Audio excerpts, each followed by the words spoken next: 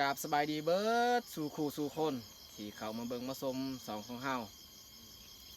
สำหรับวันนี้ขอยก็ขึ้นมาอยู่เทิงไฮคือตอนนี้ก็ยืนอยู่กลางไฮเฮียบห้อยเอาเบิ่งเขาให้ปีนี้ก็ห่วงเข้าขอนทางยาวนี่ถือว่าเฮาก็ดีใจนะที่ได้เห็นผลปลูกที่เฮาได้ปลูกได้สร้าง7-8 เดือนซ้ำซ่าเฮาสิได้กินนี่ก็ใช้เวลาโดนพอสมควรต้นเดือน10นี่เฮาจะได้เกี่ยวข้าวแล้วแล้วสำหรับวันนี้ก็บ่มีหยังมากมายสิขึ้นมาเก็บยอดมันเก็บยอดมันสิมาเฮ็ดซุปเพราะว่ามี FC บางคนเพิ่นขอมาว่าวิธีการเฮ็ดซุปยอดมันเฮ็ดแบบใดใส่อิหยังแน่วันนี้แหละเฮาสิพามาเก็บแล้วก็มาเฮ็ดให้เบิ่ง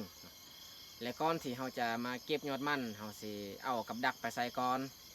เฮาสิใส่กับดักก็แค่มให้นี่แหละบ่แม่นบ่อนไกลบ่อนอื่นดอก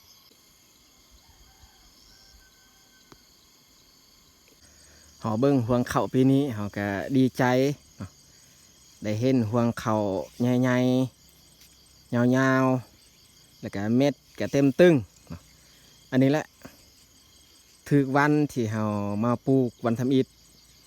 ก็เป็นจังซี่ห่วงยาวบ่คือให้ไก่ผู้หันเนาะให้ไก่ผู้หันห่วงสั้นๆแล้วก็ส่วนลายมันรีบปีก้ายก็บ่ยาวปานใดเนาะห่วงข้าวอยู่นี่แต่ว่าปีนี้นี่ถึกวันที่พอมาปลูกมือทำอิฐอันนี้แหละคันสิว่าบ่เชื่อก็เชื่อคือกันเลยถ้าว่าเฮาปลูกถึกวันนี่ก็พวงข้าวยาวเม็ดเต็มตึง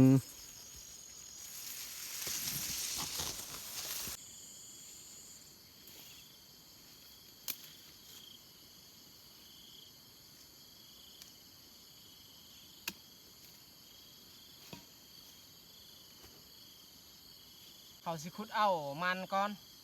มันที่เขาจะใส่กับ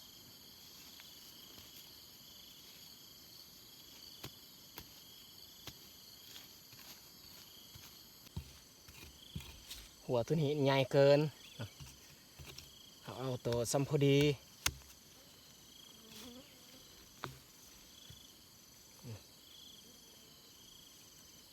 เอาตัวนี้แหละตัวนี้มันใหญ่ตัวใหญ่นี่ปะขึ้น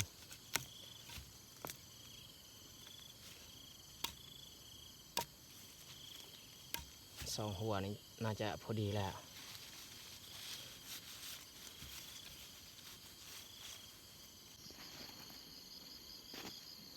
มันนี่เขาล่างแล้วเขาจะยัดใส่ถุงเลยกับกับโบราณเนาะ10 ปลายกว่าลัง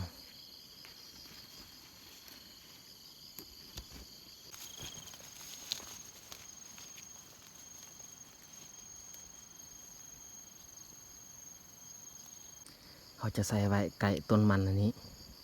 เพราะว่าเห็นเบื้องนั้นมันขวด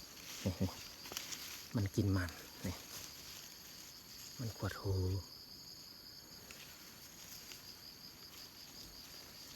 เขาจะใส่บนใดบนหนึ่ง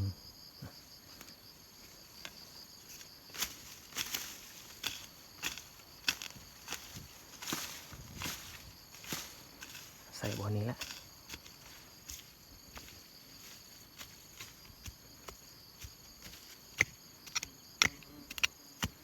หัวมันนี่มันกินเบิดเนาะเลือดแต่หัวที่แบบว่ามันลงเลิกหันหัวแบบมันอยู่ไก่นาดินนี่มันกินแล้ว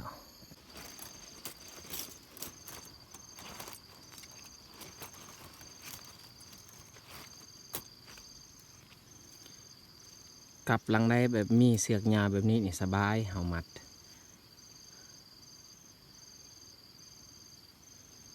เสียบเหยื่อแบบนี้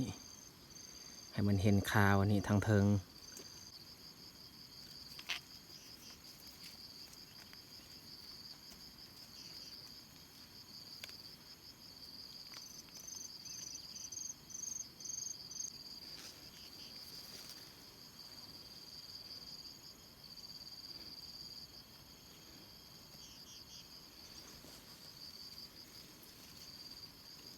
เสือกยาวมัดใส่ต้นมันเลย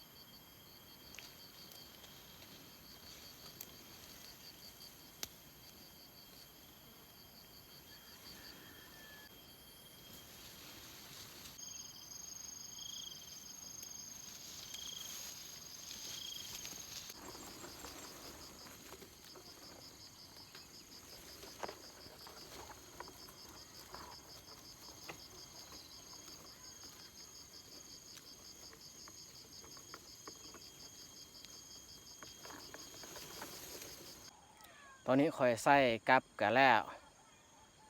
ยุงกัดหน้าไม่แต่เขาเสียยางเก็บอันยอดมันอีก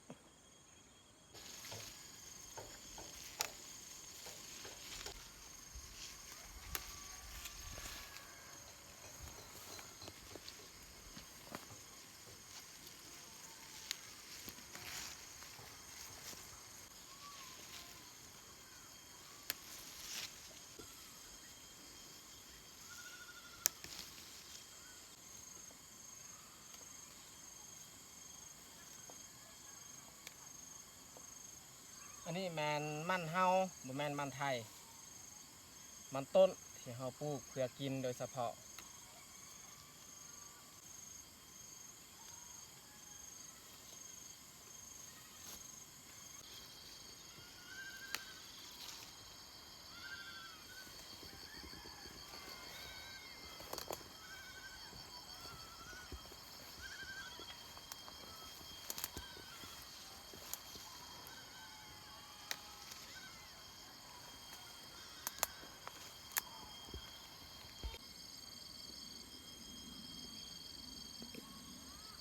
ส่วนมันของพวกเฮาก็เต็มแต่หญ้าแบบนี้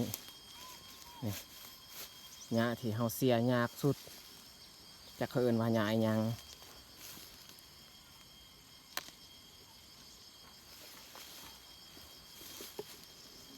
ต้นมันก็บ่งามถ้าว่าหญ้าแบบนี้ได้เกิด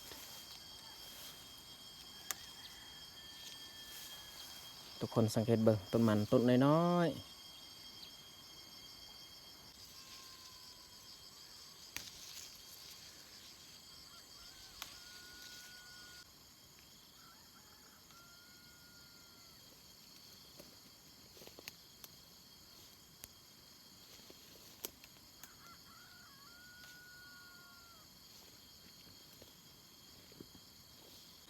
อันนี้ยอดมันไทยยอดมันไทยก็เก็บไปเลย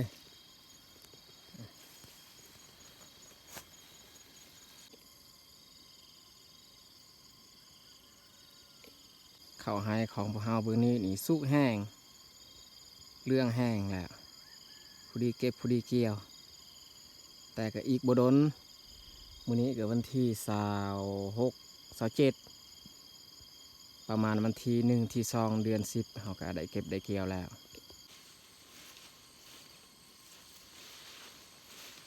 ยอดมันที่เฮาเก็บก็น่าจะพอกินแล้วสำนี้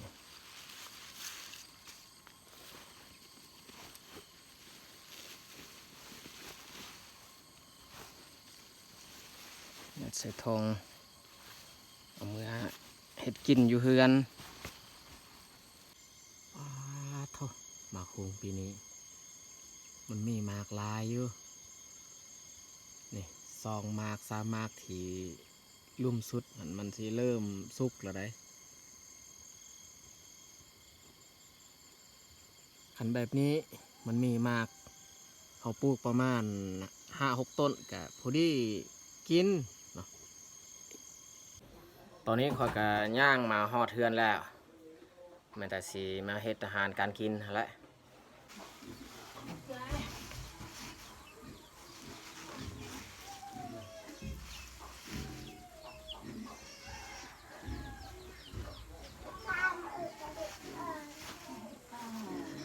เอาสิลวกยอดมันก่อน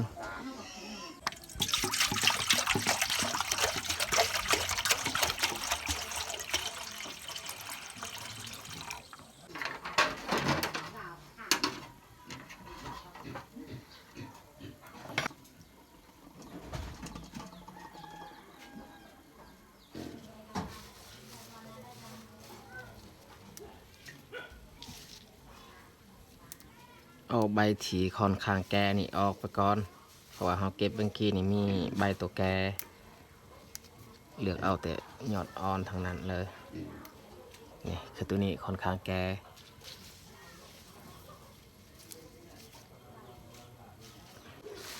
อันนี้ใบแก่เราจะทิ่มเหลือส่ำนี้แหละใบที่เราจะต้ม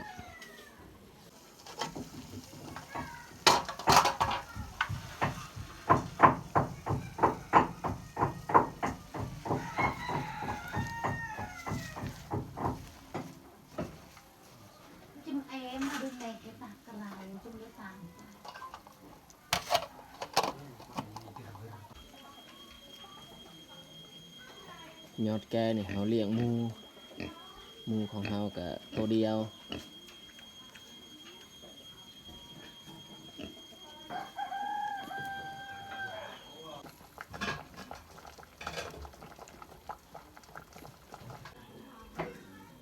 ยอดมันที่เราต้มก็น่าจะสุกแล้วแต่เราสีปงออกเลย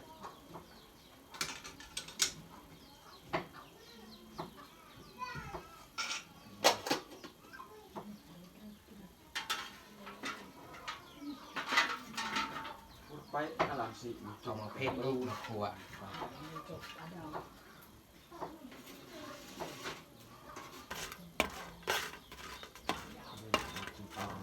เอาคั่วมาเพ็ดให้มันแห้งแล้วจึงเอามาตำถ้าว่าเราคั่วบ่แห้งเวลาเราตำมันจะบ่แลกง่าย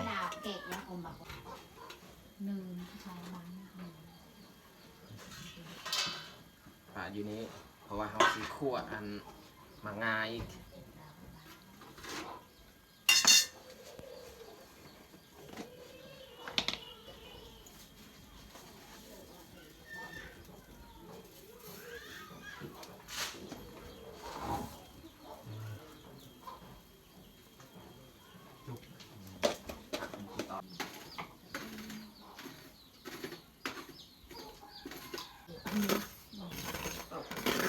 เอาจองมาคนมันจึงสบาย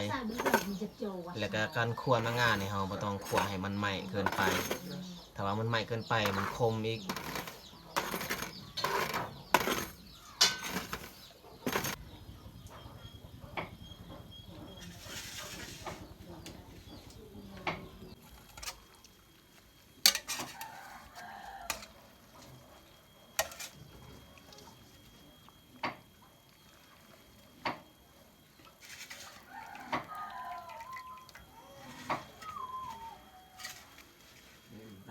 เอาน้ำมาล้างอีก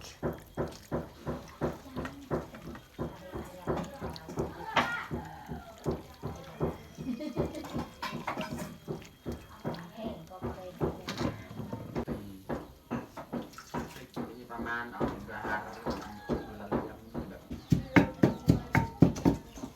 คอยเฮ็ดซุปย้อนมันแล้ว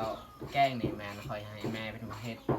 แกงนักบวบแล้วก็ใส่ยอดของมันเกลือกับเป็นนัวนี่เอาใส่เลย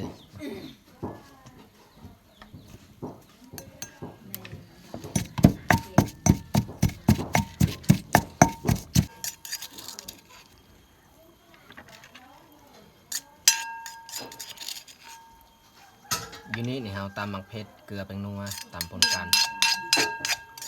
ปกติถ้าว่าแม่เฮ็ดนี่แม่จะตำปนกันเลยกับอันหมักงาแต่ว่าเราเฮ็ดสุดนี้นี่ครับตำตางแบบตำปนกัน อะไรจะเปล่าเนี่ย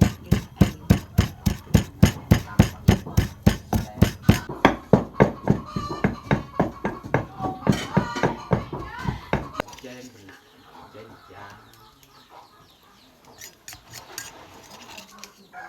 ก็ยำเนี่ย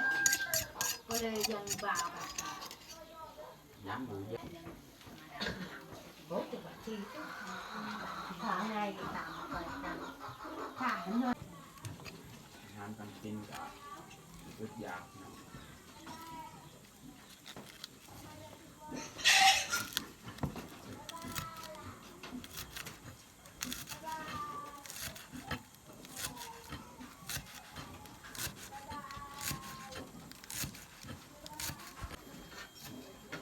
แถวห้างอันนี้เรื่องข้างในต่างดาวหลายเทียบในกระมวงถ่ายไปเหมือนกันนะ หมักเผ็ดรุ่นนี้นี่เผ็ดแห้งเขาจะบ่ใส่เบิดส่วนหมักงานี่เขาใส่เบิดเลย บางนิดบางปาก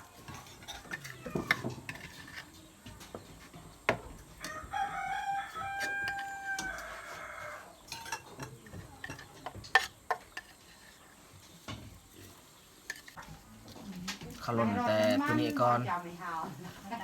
จังหน่อยจึงคอยใส่ผักหอมถ้าว่าพอดีเกลือแป้งนัวเขาใส่ผักหอม เอ้น้ำปลา เกลือแป้งนัวนี่แม่นพอดีแล้วเขาจะใส่ผักหอมลง บ้างตีเบิ้งมีไรน้ำมันติไม่ไรโอ้ได้ยัดมันน้ำมันเป็นไงสมมติเป็นไงไม่เติมไม่ลิดไม่หันไม่ลิดก็แต่จีหันก็ตั้งเหตุอะไรอยู่แกขนาดใดห้าวเนี่ยมันไอ้ห้าวจะเพิ่ม พอดี cái nào của cha hay giờ em hẹp và quảก็อธิบายบรรณาอาตีนะเป็นวันอื่นจีกุจัดไม่ดับลือก็ทำงานหนามันกระเทียมก็เน่งถึงเรื่องหนักเล็ก ถือว่าแล้วนะเราเฮ็ดตามคำขอของ FC เพิ่นขอมาการเฮ็ดซุปยอดมันก็มีแต่แบบนี้แหละผักหอมที่เราใส่ก็มีแต่หอมบัวกับฮอร์โมนเท่านั้น เลือดมาฝักแล้วเอง แล้วก็มีเกลือแป้งนัวหมักเผ็ด เป็นไง หมักงาเนาะ ทำมาอะไรเงี้ยตากมอคำปกติไม่โดน แกงยอดหมักบัวใส่หมากของมัน ไม่อยู่กับไปแทน เยี่ยวเคยจับผีทำลาย อาหารเที่ยงวันนี้ก็ได้แต่สองเมนู แล้วก็ให้จี้ ตอนนี้พวกเขาก็ได้มานั่งกินข้าวอยู่กลางเฮือน ส่วนหมอเตื้อยนี่แมนเพิ่นขึ้นอันให้ที่ไก่ภูหันเพิ่นขึ้นไปเฮ็ดเวียกเพิ่นก็เอาเข้าวไปนำมีแต่เฮากินข้าวอยู่บ้าน เอามากินข้าวเที่ยงนำกัน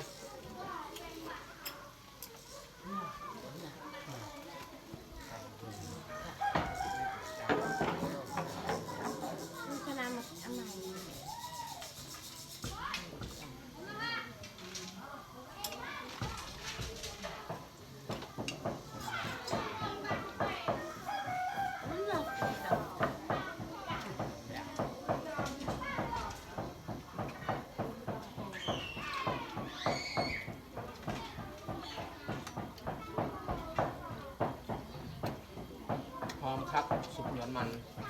ถ้าว่าเขาบ่ใส่มากง่านี่มันบ่น่ากินใส่มากง่านี่แซ่บสุด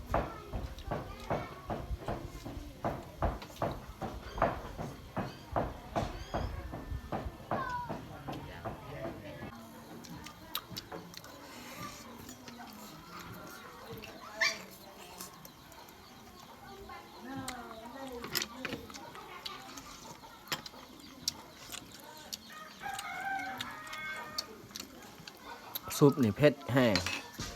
เขาเบิ่งแบบนี้นี่ลักษณะคือบ่เผ็ดแต่ว่าเขากินเข้าไปนี่เผ็ดขนาดเพราะว่ามักเผ็ดเขาตำมุนเขาจะบ่เห็นปานใด